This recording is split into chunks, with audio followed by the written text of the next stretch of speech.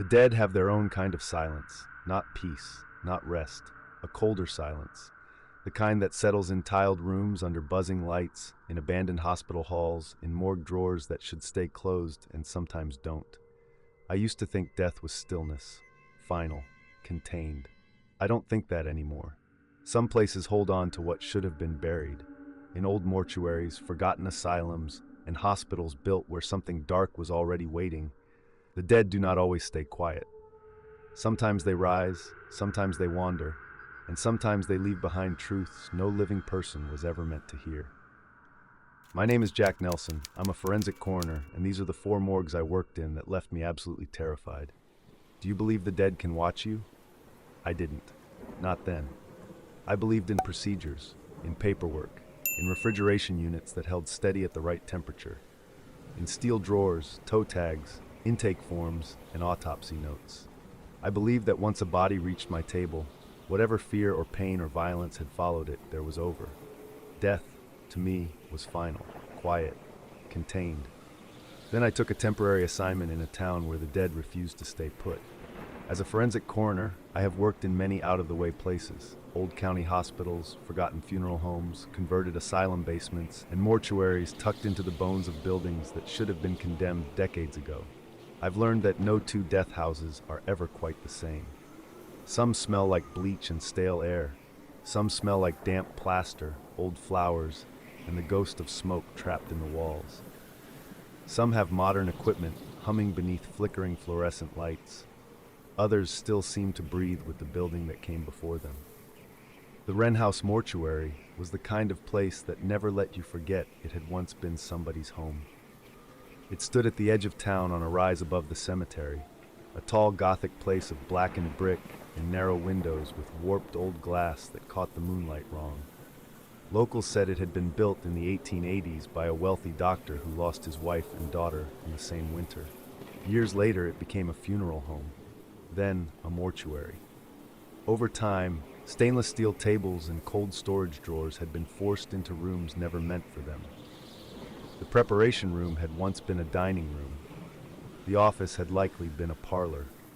And the basement, where the refrigeration unit sat humming beneath low beams and crumbling stone, had a feeling to it I disliked from the moment I first walked down the steps.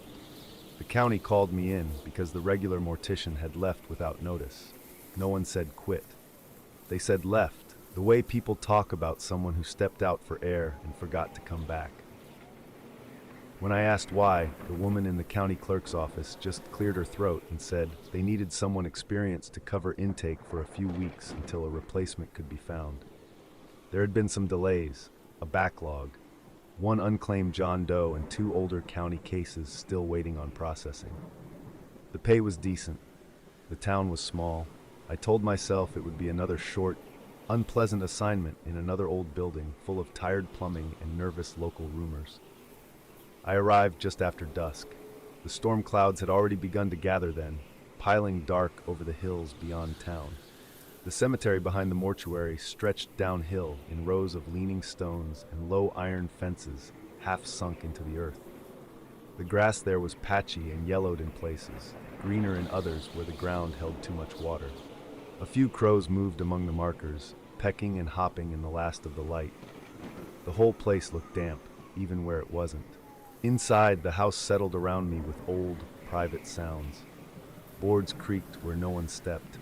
Pipes clicked in the walls. Somewhere upstairs, something knocked once, soft and hollow, as if a door had shifted in its frame. The county deputy who let me in gave me the keys, the intake ledger, and a ring so heavy with old brass that it felt like he was handing over the building itself. He stayed just long enough to show me the prep room, the office, and the basement storage, then paused at the foot of the basement stairs like he wanted to say something more. Instead, he just glanced down into the dark and muttered, "Drawer 9's been sticking." That was all. Then he left. I've grown used to the sounds of the morgue, the steady hum of refrigeration, the faint click of cooling pipes, the occasional drip of condensation gathering somewhere out of sight and falling onto tile. In a place like that, those sounds become the heartbeat of the dead. And after years of working nights in rooms full of silence, I had learned how to live with them. but there is one sound I will never get used to. The metallic screech of a drawer sliding open when I know I have locked it shut. The basement storage room was colder than it needed to be. Not by temperature. The thermometers read within range. The units were functioning properly. But the cold there felt older than machinery, the kind that sank into the mortar between stones and into the iron tracks beneath the drawers. The fluorescent lights overhead buzzed in a weak, uneven way, and every drawer handle cast a long, narrow shadow against the steel. There were 9 drawers in that room. 8 of them stayed closed. The 9th held the John Doe.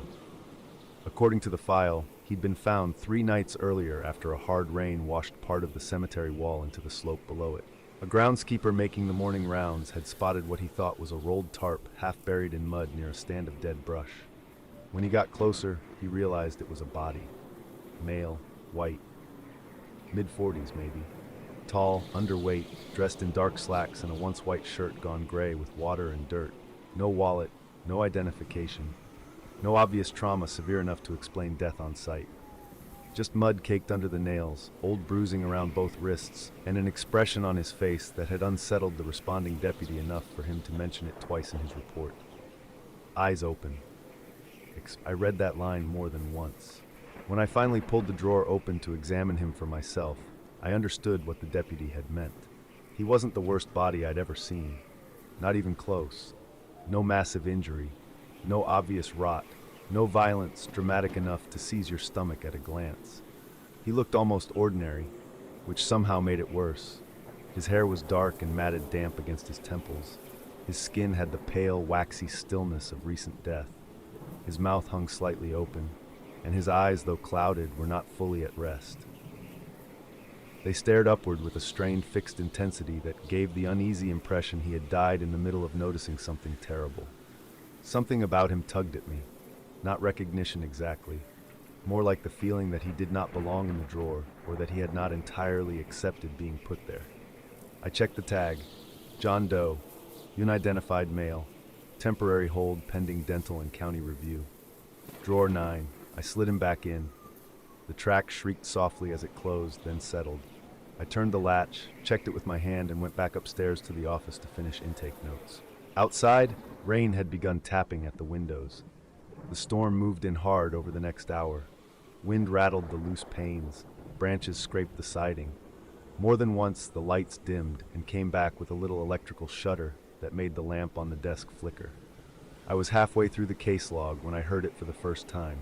A long, slow scrape of metal against metal, not upstairs, below me. I froze with my pen still touching the page. At first I told myself it was the building settling, one of the old units shifting when the compressor kicked on, a loose track, a warped runner. Old places make noises. That is what old places do. But even as I thought it, I already knew the difference between random sound and a drawer being opened. This was a drawer. I stood, set the pen down, and listened. Nothing. Only rain, pipes, the muted, steady hum of the refrigeration units below. I took the flashlight from the desk, though I didn't need it yet, and made my way down the basement stairs. The air grew colder with every step. By the time I reached the bottom, I could hear the hum more clearly, along with the little electric buzz of the overhead lights and the soft ticking of water somewhere in the old stone walls. Storage room 2 was at the end of the corridor. The door stood open. I knew I had closed it. That was the first thing that bothered me. The second was what I saw when I stepped inside. Drawer 9 was open about 2 inches. Not wide, not dramatic. Just enough to break the clean line of steel. Just enough for the toe tag tied to the handle to sway faintly in the refrigerated air. I stood there for a moment, staring at it. Then I walked over, gripped the handle, and pushed. The drawer slid back in with resistance, then settled. I checked the latch. It caught. Solid. The body inside had not shifted. The eyes still stared upward. The face was still. The room was still. I told myself I must have failed to close it completely the first time. That explanation lasted less than 10 minutes. I had just returned to the office and sat back down when the sound came again. This time it was louder, longer, that same slow metallic pull like something inside the dark was dragging itself forward 1 inch at a time. I was on my feet before I realized I had moved. I went back down faster now, the flashlight beam jerking over the wallpapered hall, the old stair rail, the water stain spreading across the ceiling above the landing. Drawer 9 was wider this time, 4 inches, maybe 5. And though I couldn't have explained how I knew it at a glance, I felt it before I even reached it. Something was different. I stopped at the threshold. The fluorescent lights gave everything that dead, hospital pallor.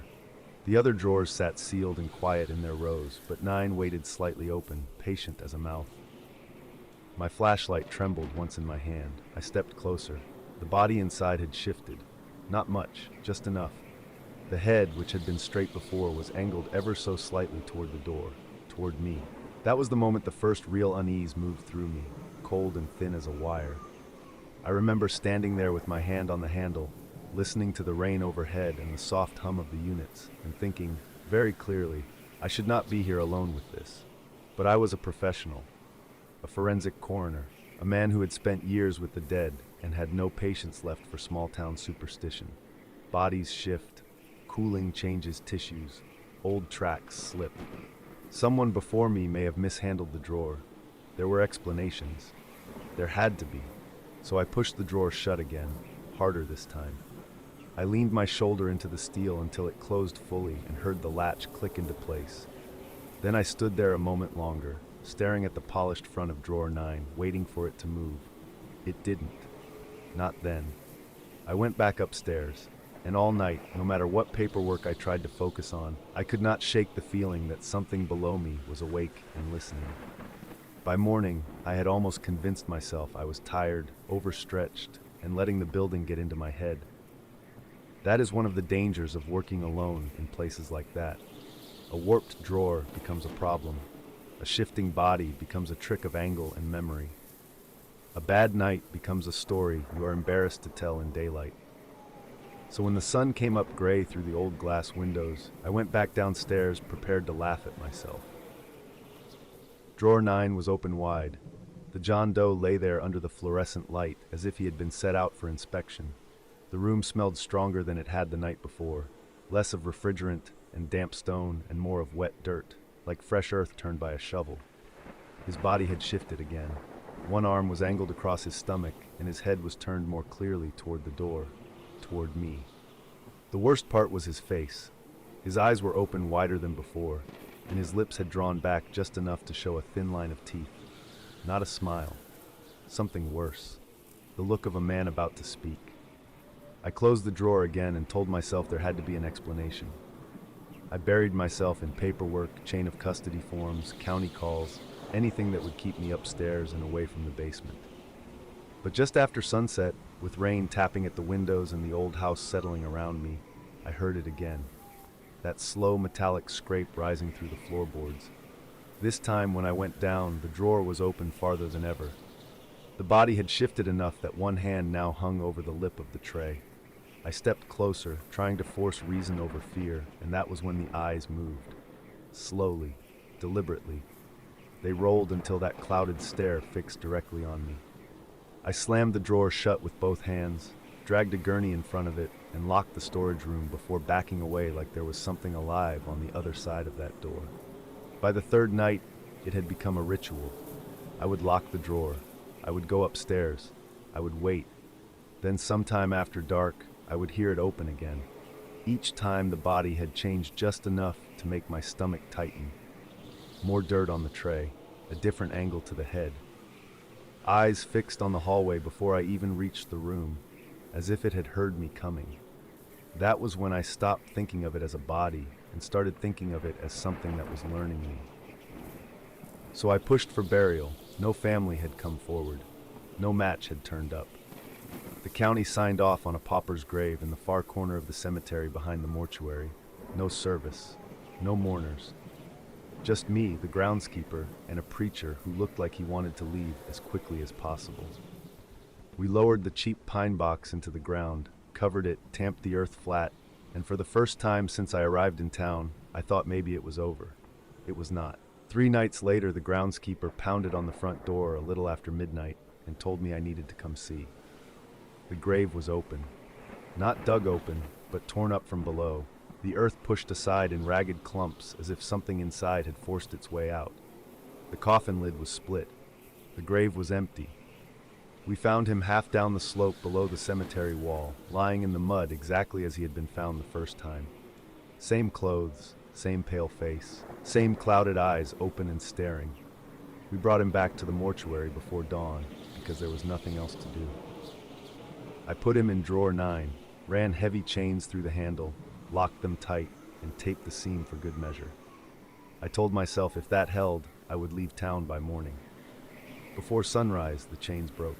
I heard them from upstairs, one sharp metallic crack after another, followed by the long shriek of the drawer opening. When I reached the basement corridor, the whole room had gone so cold I could see my breath. Drawer 9 stood open. The chains lay broken on the floor. The John Doe was sitting upright inside the tray, head tilted toward me, mouth hanging open in a creepy sort of grin. I didn't stay to study him. I ran. When I came back later that morning with the sheriff and 2 county men, the drawer was empty. No broken window, no drag marks, no sign of how anything could have left that room. Only the dust on the floor beneath the drawers had been disturbed. Something had scratched a single word into it. My name. I left town that day. I turned over the keys, packed my things, and drove until the cemetery and the old mortuary were well behind me. A few weeks later, I read that the far corner of the graveyard had been fenced off after repeated reports of disturbed earth and strange sightings after dark. Nobody said what they thought they had seen. They didn't have to. The dead do not always lie still, and when one starts watching you, it never really stops. Even now, years later, I still wake sometimes in the dark with the sick certainty that I have heard metal scraping somewhere in the house. Slow, deliberate, getting closer. A year after the Wren House mortuary, you would think somebody else might have gotten the next bad one. Somebody with better luck. Somebody the county had not already sent into one old death house that should have been condemned and forgotten. But that has never been how things work for me. In my line of work, the strange ones always seem to find me sooner or later. Maybe it is bad luck. Maybe it is the kind of reputation a man earns without trying. Either way, when the call came about a temporary assignment in the basement morgue of a long-shuttered mountain asylum, I should have known better than to say yes. Ashcombe State Asylum had been closed for nearly 30 years, but the county still used part of its lower level for overflow storage and unclaimed remains when weather or distance delayed transport. Cheap, remote, already fitted with cold rooms and reinforced tile. That was the official logic. The unofficial version was simpler. Nobody wanted to spend money on the dead. The upper floors had been abandoned to mildew, dust, and rumor, but the basement remained barely functional, stitched together with cracked brick, rusted pipes, and lighting so dim it felt hostile. The place sat high in the mountains where the fog never fully lifted. Even in daylight, Ashcombe looked half swallowed by cloud. Long blackened wings stretched from a central block like broken arms, their upper windows boarded over or staring blankly into the trees. I came in just before dusk through the old ambulance entrance with an overnight bag, my case notes, and the same lie I always told myself before a place like that. It is just another building, just another assignment. A few weeks, a stack of forms, and then we move on. That lie started wearing thin the moment I stepped inside. The corridors were narrow and low, crossed with old pipes wrapped in yellowing insulation. Water stains crawled across the plaster. Half the fluorescent bulbs buzzed louder than they shone. The air smelled of wet concrete, bleach, old iron, and something stale underneath it all. Something metallic and wrong that made me think of blood left too long on steel. The county clerk had described the job like it was a boring inconvenience. Short staffing, 1 body awaiting examination, 3 more in hold, and a contractor due to inspect a structural issue in storage room B. She never mentioned the regular night attendant had quit mid-shift and refused to come back. I learned that from the maintenance man who met me at the loading door with a flashlight and the nervous look of somebody already halfway gone. He walked me through the basement quickly, speaking like he wanted to be done with the place before dark settled in completely. Prep room, records office, cold storage, emergency shutoffs. Then he stopped outside storage room B and shined the beam at the far wall. A long crack ran from near the ceiling, almost to the floor, jagged enough to look less like settling and more like the building had split open. Someone had patched it before, maybe more than once, but every repair had broken apart again. What caught my eye was the black seep working its way down one edge of it. Thick, glossy, slow. The maintenance man called it mineral bleed. Said the mountain shifted in winter. Said old foundations sweat. But he would not look directly at it, and when I bent closer, he told me not to touch it. It smelled wrong, earthy and coppery, like disturbed soil mixed with something that had no business being in a morgue wall. When I asked if the contractor had seen it, he said the man had patched it the week before. Then he left me there alone. By full dark, the basement already felt occupied. Not by anything I could have named then, but by the weight of old suffering worked so deeply into the place it felt structural. I started with inventory, because inventory keeps the hands busy and the mind from wandering. Drawer checks, temperature logs, chain of custody notes. The dead in the cold rooms were exactly where they should have been.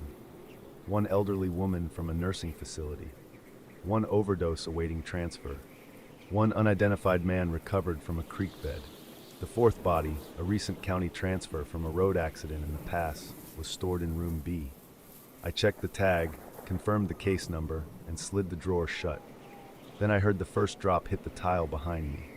I turned and saw the black ooze dripping steadily now from the crack. Under the fluorescent light, it had a strange shine to it, almost oily, almost alive. Any sensible man would have walked out, called the county, and refused to step back in until somebody else dealt with it. Instead, I fetched a mop bucket. That is the problem with practical men. We keep reaching for practical solutions long after the world has stopped behaving in practical ways. The stuff smeared before it lifted, leaving black streaks across the tile, and even through my gloves, I could feel a faint heat in it that made no sense. By the time I was done, the smell in the room had deepened into something rank and metallic that burned the back of my throat. It was close to midnight when I heard the first sound. Not a crash, not anything dramatic, just the slow scrape of metal shifting where it should have stayed still. I sat at the desk in the records office, hand flat on the intake ledger, listening and hoping it would stop. It did not. When I finally stepped into the corridor, the lights had begun their weak flicker again. By the time I reached storage room B, the door stood open a few inches. I knew I had shut it. Inside, the drawer I had checked earlier was half open. The body was no longer inside it. He was lying on the stainless table in the center of the room, flat on his back, arms at his sides, tag still circling one ankle, as neatly as if someone had moved him there for examination. A thin black smear ran from the wall crack to the leg of the table. I stood there staring long enough for the light above me to flicker twice. Then training took over. I checked the room. No broken latch, no sign of intrusion, no obvious footprints. The body itself was cold and stiff, exactly as it should have been, except for the small detail that it was no longer where I had left it. I told myself the day attendant must have moved him and failed to log it. I told myself I had misremembered. I slid him back into the drawer, shut the room, and said nothing. The next morning, all 4 drawers in storage room B were open, and all 4 were empty. I found the bodies in the autopsy room. They had been arranged in a rough semicircle around the central table, feet pointed outward, heads angled inward, like silent witnesses gathered around some unfinished procedure. They were not piled. They were not thrown around. That would have been chaos, and chaos would have been easier to understand. This was deliberate, patient. I remember standing in the doorway with my keys in one hand and my mouth half open, staring at 4 dead people who had somehow been moved in the night and placed with care. That was the first moment I seriously considered walking out. Not quitting the assignment, leaving the building, driving down the mountain and letting the county solve its own problems. But pride can keep a man in places fear is already begging him to leave. So I put the bodies back one by one, and I did not once look at the crack in the wall while I did it. After that, the whole place seemed to lean into me. The black ooze appeared beyond room B, first in the corners, then in the seams between floor tiles, then beating along a drain pipe like sweat. Once I opened the records office and found a thin line of it creeping under the door. It never dried. It never stopped smelling like something buried too deep and rising anyway. The contractor finally showed up that afternoon, took one look at the crack, and swore under his breath. He admitted he had patched it the week before, but when I asked why it looked worse now, he would not answer directly. He crouched beside the wall, touched the mortar, and wiped his fingers on his jeans without ever laying a hand on the ooze itself. Then he told me the crack had not always been there. According to him, part of the lower structure had shifted after a cave-in in the late 70s. Some old service tunnel under the basement had been sealed off, reinforced, and quietly forgotten. He said it like it was common knowledge. Like everybody around Ashcombe knew, the lower level sat over something unstable and preferred not to ask what. He packed new compound into the break and smoothed it flat. For a few minutes I almost felt foolish. Just a bad wall in an old mountain building. Just foul seepage from deep rock. Then one of the drawers behind us let out a long metallic scrape. Neither of us moved. After a few seconds, the contractor said very quietly, "I didn't hear that." Then he gathered his tools and left. That night I made up my mind to leave in the morning. I would finish the minimum paperwork, lock the place up, and call the county from the road if I had to. The storm came on after dark, not thunder this time, just a cold, hard mountain rain drumming against the basement windows and pouring down the ramps outside. The fluorescent lights dimmed with every surge. Pipes clicked in the walls. Water knocked somewhere deep below. Once, far above me, a door slammed somewhere in the abandoned upper wards. A little after midnight, the power went out. The emergency lights came on a second later, turning the halls red and weak as old blood. Somewhere down the corridor, metal began to clang. Drawer doors. I knew the sound by then. I grabbed the flashlight and stood with my hand on the office door, feeling a certainty I could not explain. If I opened it, something in my life was going to change for good.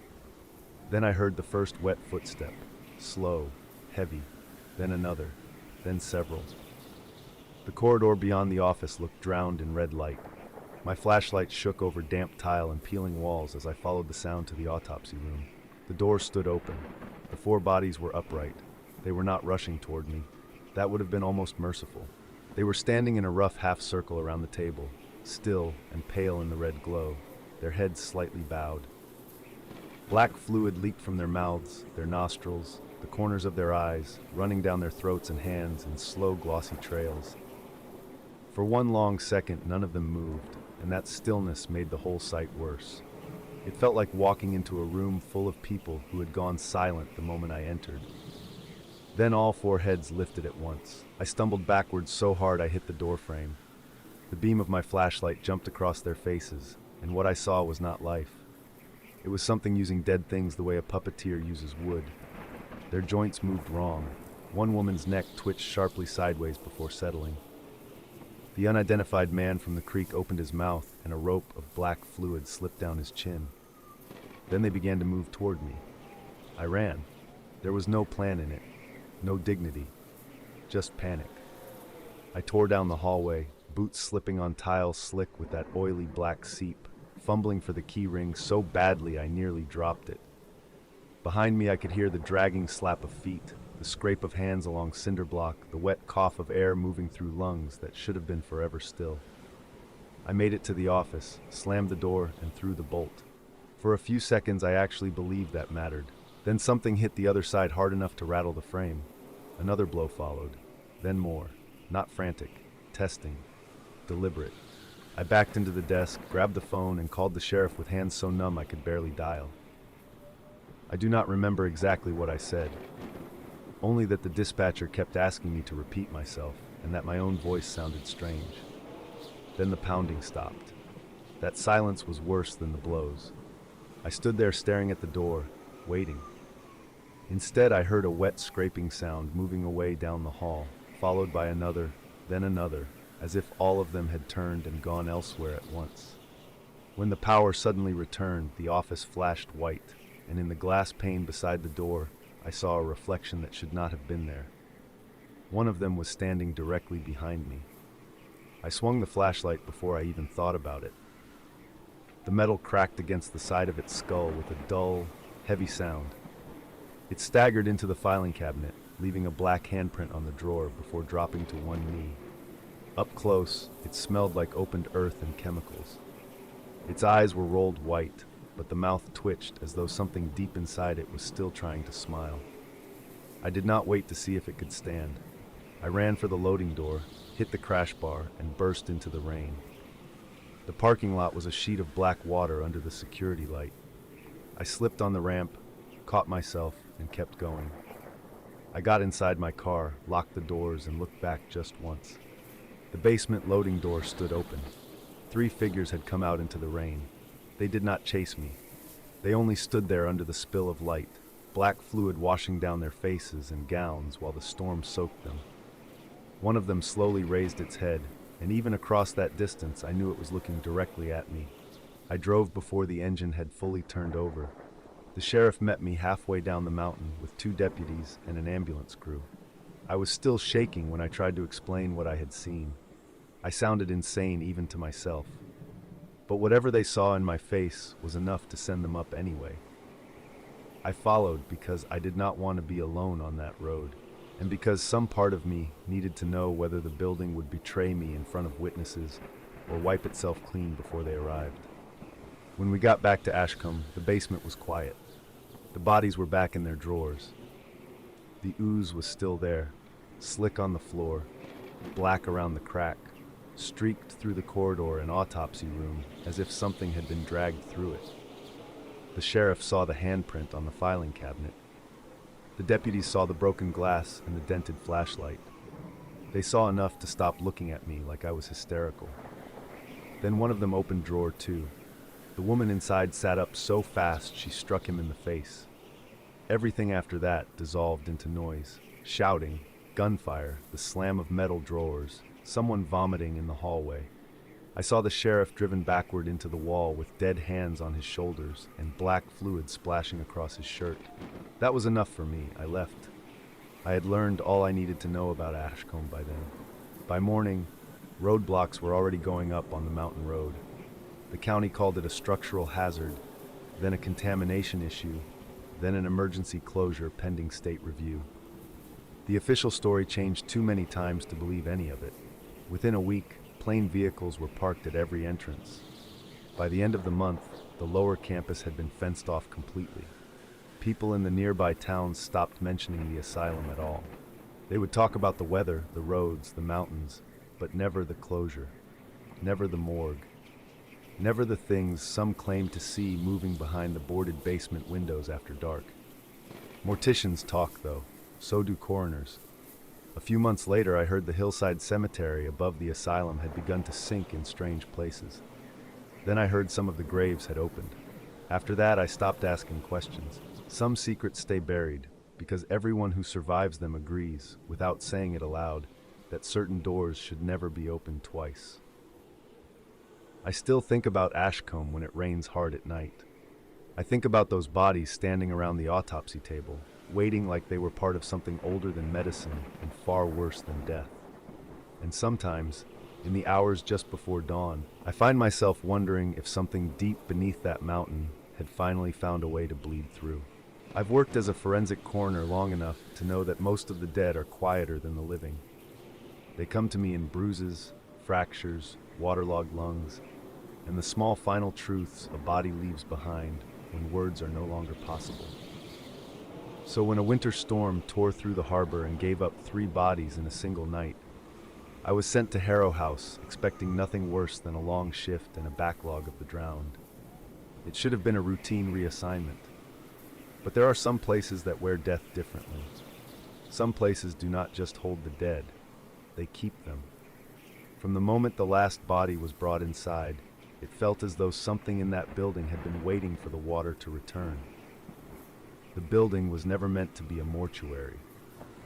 Long before the county bought it, long before the tiled prep room and refrigeration units were installed, it had been a receiving house on the edge of the harbor, built in the 1920s to hold the bodies of sailors and dock workers pulled from the water.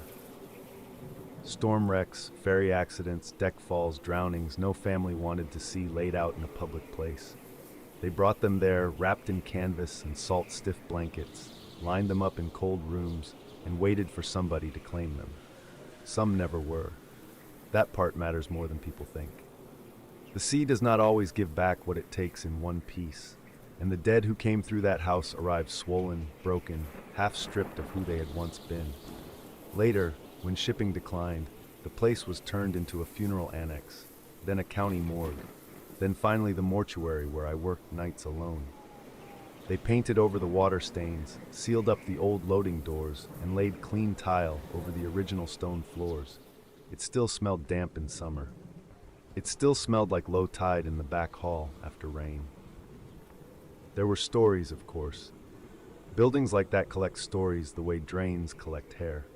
Older attendants said the original cellar had once flooded with seawater during the Great Storm of 1936, carrying in debris from the harbor and nearly lifting 2 covered bodies off their slabs. Another man swore that after a fishing trawler capsized in the 50s, they brought in 6 men and only tagged 5, because the 6th had no face left, anyone could identify, and no one was certain he had even been on the manifest. I never paid much attention to any of it. Every town likes to make a legend out of old brick and tragedy. By the time I took over nights, I thought of Harrow House as just another aging workplace with too much history and not enough funding. It did not feel that way after dark. At night, the building settled into a silence that never felt natural.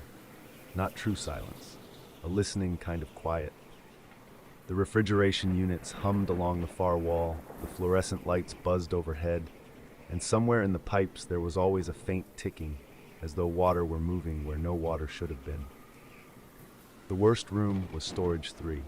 It had once been one of the original receiving bays, or so I was told, and no amount of renovation had ever made it feel modern. The floor there stayed colder than the rest of the building. The walls sweated in humid weather. Sometimes, even in winter, I would step inside and catch the sharp smell of salt water, as if a wave had broken and withdrawn only seconds before. That was also where the drawers never stayed shut. The first few times I blamed old rails, metal warps, buildings shift, things slide open an inch or two if the floor is uneven. That is what I told myself when I found drawer 7 standing open the first week, and then drawer 9 the next. But over time, the pattern grew harder to dismiss. I would check the latches, shove each drawer firmly closed, leave the room, and come back 20 minutes later to find one pulled halfway out. Never all of them, just one. Always enough to make it feel deliberate, as if something inside had changed its mind about being left alone. The water started after that, not flooding, not enough for anyone else to take seriously, just puddles where there should have been none. A wet shine on the tile beneath the central table. A thin trail leading from Storage 3 into the prep room. Drops on the metal threshold that tasted faintly of salt when I touched a gloved finger to one without thinking. The pipes were inspected. The roof was checked. Maintenance shrugged and said old places sweat. But those puddles appeared only at night, and only when I was alone. More than once I mopped the floor dry, turned my back, and heard the soft patter of fresh droplets hitting tile behind me. The first time I truly felt afraid was during a January storm. Wind coming in off the water, sleet striking the windows, the whole town wrapped in that kind of bitter cold that makes every building groan. I was alone with 2 recent intakes and 1 unidentified male pulled from the marina after 3 days missing. Mid-40s maybe. Heavy coat, wedding band still on his hand. The harbor had worked him over badly. I finished the paperwork, transferred him into Storage 3, and went back to the prep room. 10 minutes later, I heard 3 soft knocks from down the hall. I sat still and listened. A long pause followed, and then 3 more. It was not the sound of pipes, not expansion, not settling metal. It was careful, measured, like knuckles against a hollow door. I went to Storage 3 with my flashlight in one hand, telling myself all the way down the hall that the sound had to be mechanical. Drawer 7 was open. The unidentified man was still inside, zipped in the bag up to his chest, his face pale and swollen in the fluorescence. Water dripped steadily from the bottom edge of the drawer onto the floor beneath him. I remember staring at that drip and feeling my stomach turn, because his clothes had already been removed, the body had been cleaned, and there was nowhere for that much water to be coming from. Then I heard it, a whisper. Low, hoarse, wet, not from behind me, Not from the corridor, from inside the drawer. I shut it so hard the metal rang through the room, and I left every light on in the building until dawn. After that, Harrow House changed for me. Or maybe I changed for it. Either way, the nights got worse. Instruments I had laid out in a straight line would be arranged in curves by the time I looked back. The mirror above the prep sink sometimes showed movement a split second before I made it. Once, while I was stitching an incision, I glanced up and saw a second figure standing behind me in the reflection, broad-shouldered and dripping wet, its face blurred as if I were seeing it through running water. When I turned, no one was there. The tile around my shoes, though, was damp. The voices came next. At first they stayed at the edge of hearing, mixed in with the hum of the coolers and the rattle of the vent above the back corridor. A murmur, a shift of sound. Then words began to separate themselves from the noise. My name, spoken softly from Storage 3. Once from the prep room sink, once from the old sealed service door at the end of the hall that had not opened in decades. The voice was never the same twice. Sometimes it sounded male, rough and tired. Sometimes it was so thin I could not tell if it belonged to a man or a woman. Once, to my lasting disgust, it sounded like my father, dead 12 years by then, calling to me in the same low voice he had used when waking me for school as a boy. I stopped answering after the third time. That spring, I started digging into the building records. Not because I wanted to believe the stories, but because I wanted some practical thing to hold on to. I found old newspaper clippings in a records box the county had never bothered to archive properly. Most were what I expected: dock accidents, storm losses, boiler explosions on freighters, unidentified remains recovered after bad weather.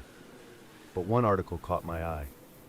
In November of 1936, a passenger steamer called the Rookhaven had gone down just off the harbor mouth during a storm so violent it snapped moorings and pushed fishing boats halfway into the street. 23 passengers and crew were recovered. 24 had been reported aboard. Witnesses insisted one more body had been brought into the receiving house in the early hours before dawn, wrapped in a tar-soaked canvas sheet and dripping seawater across the floor. By daylight, that body was gone. No tag, no record, no explanation. The article called it confusion in the chaos of the storm. A follow-up column, printed a week later, mentioned 2 attendants refusing to return to work after claiming they heard knocking from an occupied cold chamber. That was the first time I seriously considered quitting. I should have. I know that now. But morticians are practical by nature, and practical men make terrible decisions when fear arrives dressed in routine. I kept going, kept locking up, kept telling myself that old stories did not climb out of newsprint and walk the halls. Then came the night of the flood tide. There had been rain all day, heavy and wind-driven, and by evening the harbor had overrun the lower streets. Harrow House sat well above the shoreline, but the storm still found it. Water rattled in the gutters, the windows shuddered in their frames. The back hall smelled so strongly of brine that I checked the utility room twice for leaks. A little after midnight, the power dipped, surged, and steadied again. When the lights flickered, I saw something glisten along the floor outside Storage 3. A trail of wet footprints, bare feet. Human in shape, but wrong somehow, too long through the arch and blurred at the edges, as if they had been impressed by something softening as it moved. The trail ran from the old sealed service door to the third storage drawer, then turned and continued toward the prep room. I followed it because by then, terror had become its own kind of momentum. The footprints shone under the weak fluorescent light, each one slowly filling with water before my eyes, as though the floor itself were sweating them up from below. The prep room door stood open. I knew I had shut it. Inside, the gurney in the center of the room was no longer empty. A body bag lay on top of it, slick and dark with water, straps hanging loose over the sides. I had not put it there. I knew every intake in the building that night, and none of them were in a transport bag. For a moment, I could only stare. Water dripped from the table edge in a slow, steady rhythm. The zipper at the top of the bag had been pulled down just far enough to show a patch of gray skin and the edge of a beard matted flat against the cheek. Then the gurney moved. Not much. Just a small shift, like the weight on it had settled. But I saw it. I heard the wheels creak. The room turned so cold my teeth clicked together. Before I could step back, the bag gave a sudden, shallow rise in the middle, as if something inside had drawn a breath through water. I ran to the door and stopped myself with one hand on the frame. There are some things a man does because curiosity is stronger than terror for one fatal second. I wish I could tell you I was smarter than that. I was not. I went back. I gripped the zipper with my thumb and forefinger and pulled. The face inside was water-bloated and pale, the features distorted by swelling, but I still recognized it from the clipping photograph. Same heavy brow, same torn ear, same dark beard. The missing man from the Rookhaven, dead nearly 90 years, and somehow lying on my prep table dripping harbor water onto modern tile. His eyes were open, not clouded, not fixed, but open wide and shining with that same impossible wetness I had seen pooling around the drawers. His lips twitched apart, and a stream of black seawater spilled from his mouth. Then he spoke. Not loudly, not with a scream. Just a low, ruined whisper that sounded as though it had traveled a very long way through darkness and pressure to reach me. "Still cold," he said. I stumbled back so fast, I hit the instrument cart and sent steel clattering across the floor. The body on the gurney jerked once beneath the bag, then again, and the old service door at the end of the hall slammed so hard the glass in the prep room window cracked. All at once, the building seemed to wake around me. Drawers banging open, water running in the walls, knocking from storage 3, not from one chamber this time, but from all of them together, a terrible uneven pounding like fists trapped inside metal boxes. I fled into the corridor, and the lights went out. Emergency bulbs clicked on a heartbeat later, washing the hall in a weak yellow glow. The wet footprints were everywhere now, crossing over one another, leading from drawer to drawer, from wall to wall, from the sealed service entrance all the way to my feet. Storage 3 stood open. Every drawer was pulled wide. I could not make myself look inside them as I passed. I only remember the smell, salt, rot, damp wool, and the deep cold stink of water dragged up from the harbor floor. As I reached the front office, I heard movement behind me. Not running, dragging. Several bodies, maybe, moving with the slow determination of things that no longer needed to hurry. I made it inside, locked the door, and backed away, shaking so hard I could barely hold my phone. Before I could dial, something struck the other side of the glass viewing panel. Water splashed across it in a fan. Then a face pressed to the pane from the hall. It was not the man from the gurney. Not exactly. It was worse. The features kept shifting under the wet skin, changing as though the sea itself had worked them loose. A sailor, a woman with half her hair plastered across her face, an old dock worker with one eye open and the other sealed shut, a bearded stranger, then back again. All of them pushing through one face at once. Its mouth opened slowly against the glass, and I heard the whisper even through the door. "Let us in." The lock held until dawn. By the time the police arrived, the halls were dry.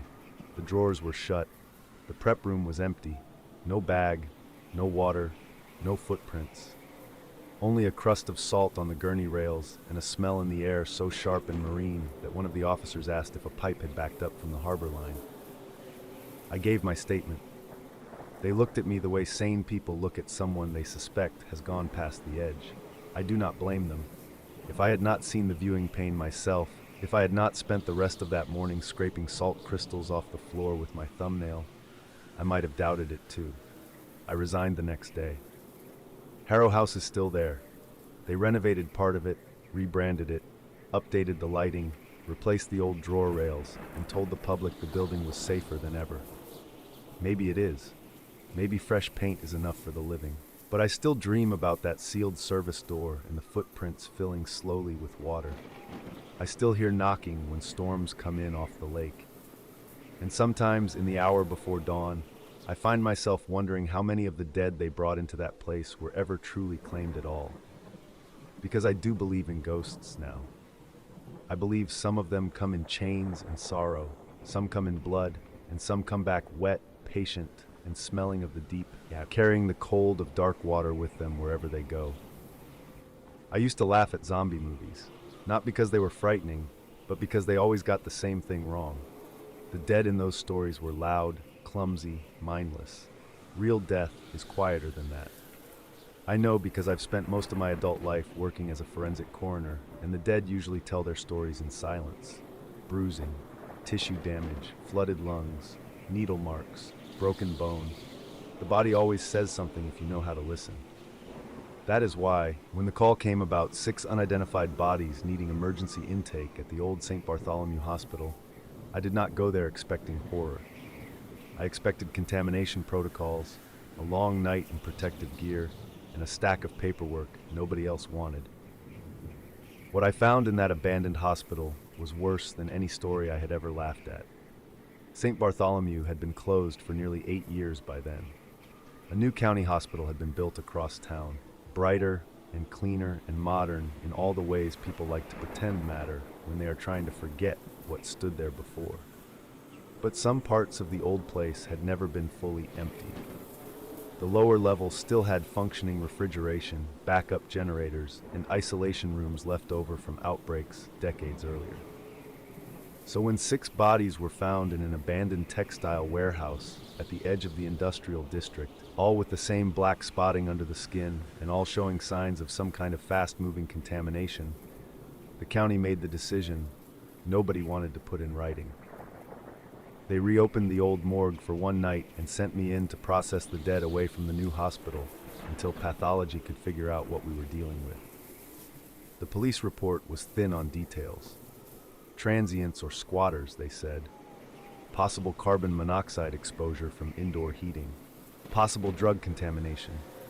Possible chemical inhalation from something stored in the building years ago. Nobody knew.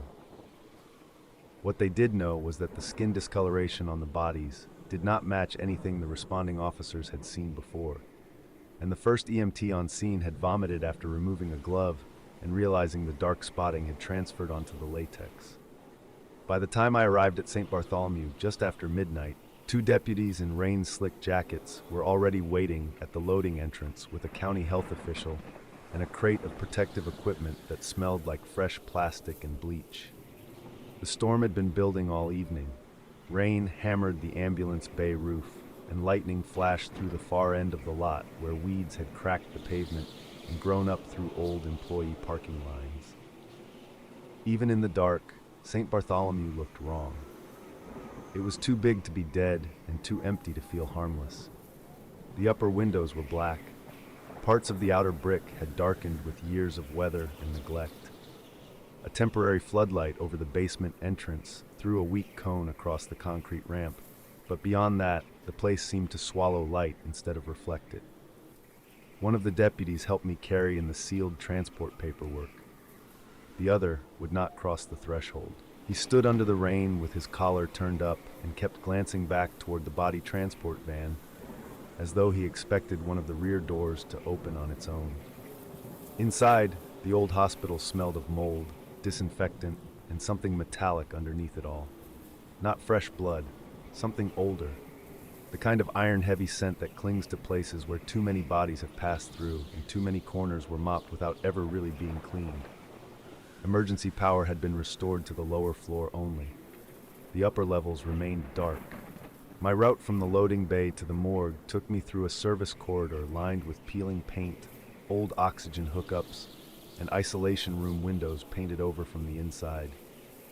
Even sealed behind the face shield, I could smell dampness in the walls. My own breathing sounded too loud in the respirator. Every footstep came back to me from farther down the corridor than it should have, as if the building had a second set of halls folded inside it. The bodies arrived bagged and tagged, each one wrapped in more plastic than usual. I read through the intake sheets under fluorescent lights that flickered often enough to be distracting.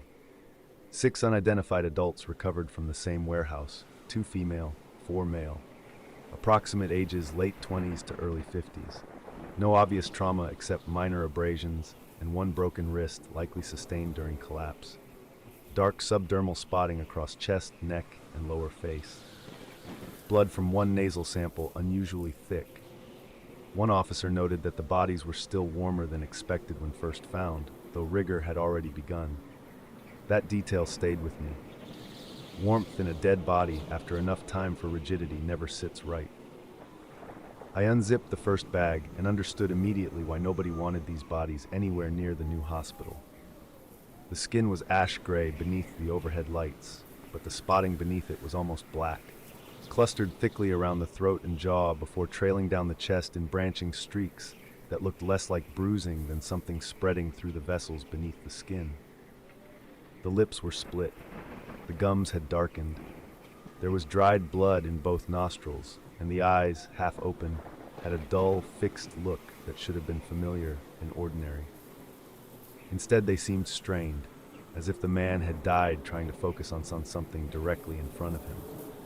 The others were no better. Same spots, same strange vascular blackening, same stiffness in the face. By the time I finished preliminary examination on the 6th, my gloves were tacky with blood thick as syrup and so dark it looked almost brown-black under the light. I logged what I saw, sealed the samples, and transferred the bodies to cold storage. One by one, I slid the trays in and latched the drawers shut. The steel rails groaned from disuse. Condensation gathered along the inside rims. When I closed the last drawer, the room fell into an uneasy quiet, broken only by the refrigeration units cycling on and off. I remember standing there longer than I needed to, staring at the numbers on the drawer fronts through the face shield and feeling something I did not like. Not fear exactly, more like resistance. A sense that the room itself had not accepted what I had put inside it. By 3 a.m, the storm had worsened. Rain struck the narrow basement windows in short, hard bursts. Somewhere above me, loose metal clanged in the wind. I was in the old records office cataloging transfer notes when I heard the first sound from cold storage. Not a bang, not a shout, just a drawn-out scrape of metal shifting against metal. I looked up and listened. It came again. Then another answered it from farther down the room. For a moment I told myself the old rails had slipped under the weight, but then a third joined them, and the rhythm changed.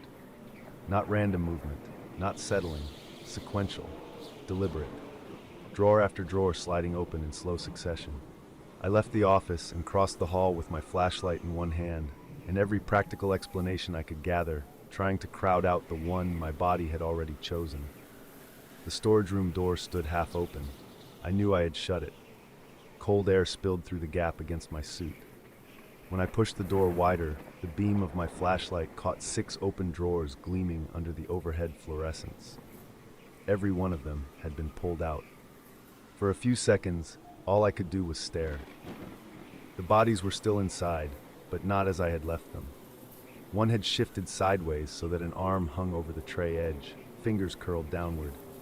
Another lay with its jaw stretched wider than rigor should have allowed. A third had somehow turned its head toward the aisle. I remember stepping forward and telling myself that vibration, poor alignment, even my own memory could explain more than I wanted to admit. Then the woman in drawer 4 moved. It was small, only a twitch at first. The fingers on her right hand tapped once against the steel, then twice. Then the hand flexed fully, tendons standing out beneath spotted skin as if she were testing muscles that had forgotten how to work. The sound that came out of me was not a word. I slammed her drawer shut so hard the impact rang through the room, and the others responded all at once. A wet rasp rose from the open trays around me. Not breathing, not speech, something in between. I backed into the wall so hard my shoulder struck tile. The man in drawer 2 jerked at the waist. Another rolled one leg sideways against the tray. Their movements were not smooth.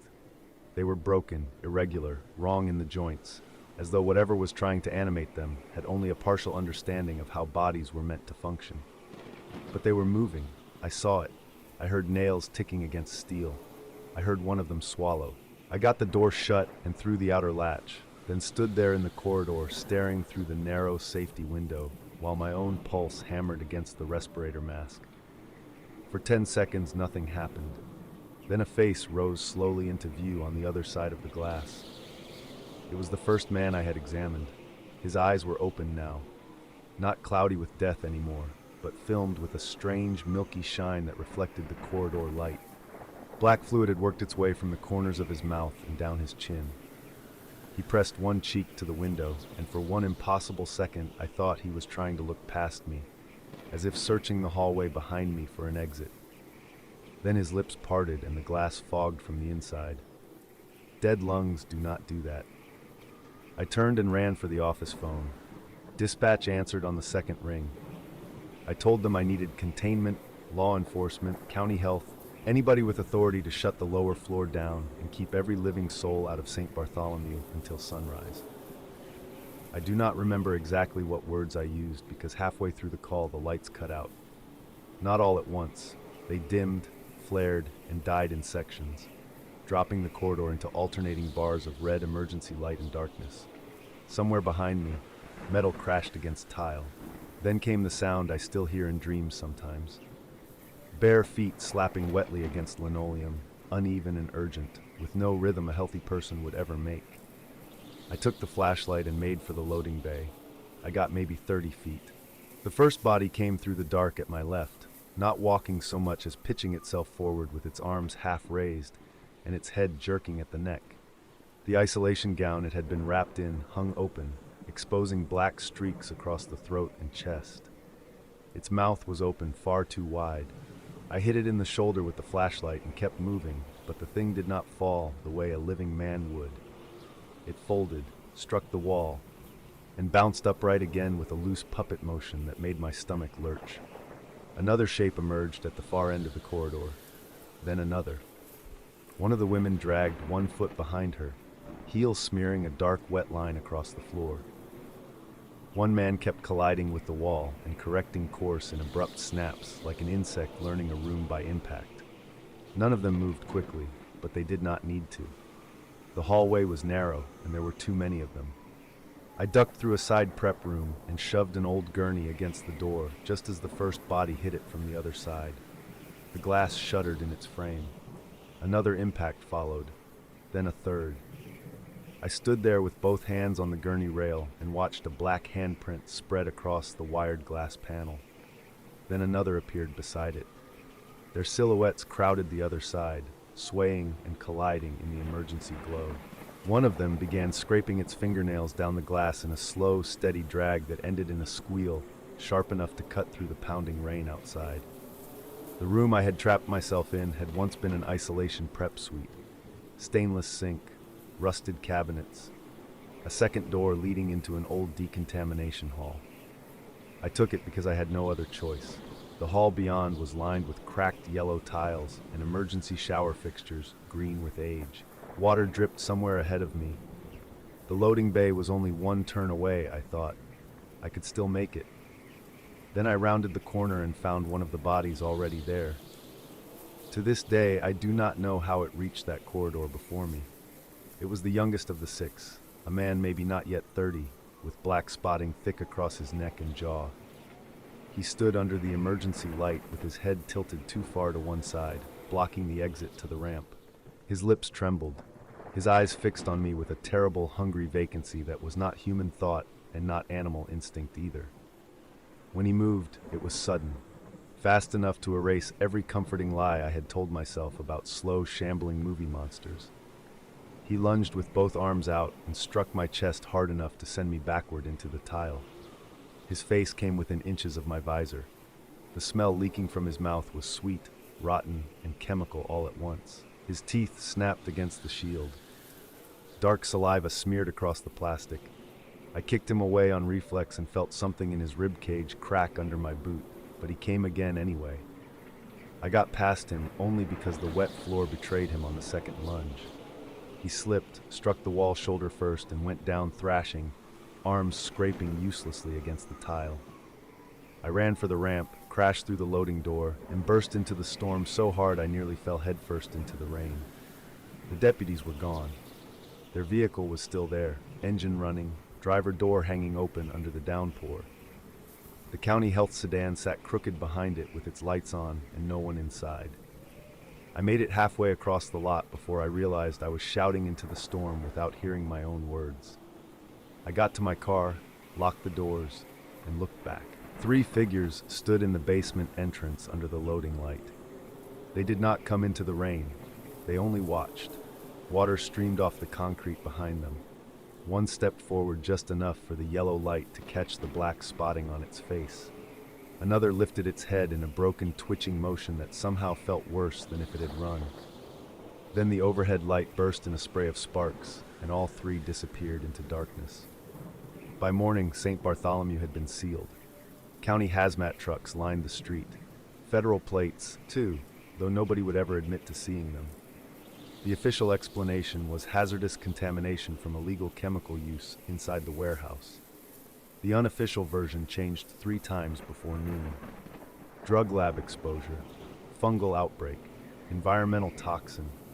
I gave my statement to men who wrote very little down and asked the same questions in different wording until they were satisfied my account sounded unstable enough to bury under procedure. The old hospital was chained shut by afternoon. Within a week, fencing went up around the lower lot. A month later, the warehouse where the bodies had been found burned to the slab under circumstances no one ever explained. I tried to follow the case afterward, quietly. A coroner hears things. A deputy's wife talks to a funeral director. A funeral director mentions that no family ever claimed the 6 bodies. A lab tech says every sample taken that night was pulled from the system. 3 responding officers went on leave and never came back. The county health official who signed the intake paperwork resigned 6 days later. By the time I started asking direct questions, there was nothing left to ask. No files, no toxicology results, no pathology notes. It was as if those 6 bodies had never existed at all. I kept quiet for a long time after that, partly because I knew how it sounded, partly because I did not want to believe what I had seen. A haunting can be filed under superstition by people who need distance from it. A virus is different. A virus means process, spread, containment failure, recurrence. It means the dead in that basement were not impossible. They were evidence. Months later, I found a buried local report from another state, gone within hours of being posted, about a condemned hotel evacuated after what authorities called a gas leak. No fatalities, the corrected article said. But the original version, the one cached just long enough for me to read it, mentioned multiple deceased occupants transported under sealed emergency orders and a temporary morgue lockdown after unexplained movement in storage. By dawn, the story had vanished. The comments vanished with it. Every link dead. So no, I do not laugh at zombie stories anymore. Because whatever came out of that warehouse in those 6 bodies was real enough to lock down an old hospital before sunrise and scrub the record clean by noon. And if there is one thing I know after years of working around the dead, it is this: bodies do not move for no reason. If the dead got up that night, then something made them get up. Something biological. Something active. Something that for a few terrible hours in the basement morgue of St. Bartholomew was still looking for a way to keep going. Thank you for joining me tonight on Whispers After Dark, where the shadows speak and the night listens. If you enjoyed tonight's stories, please like, subscribe, and turn on notifications so you don't miss what comes next. You can also find more horror stories and themed playlists in the description below, and be sure to visit our channel for even more tales waiting in the dark. Until next time, stay curious, stay cautious, and beware of the whispers after dark.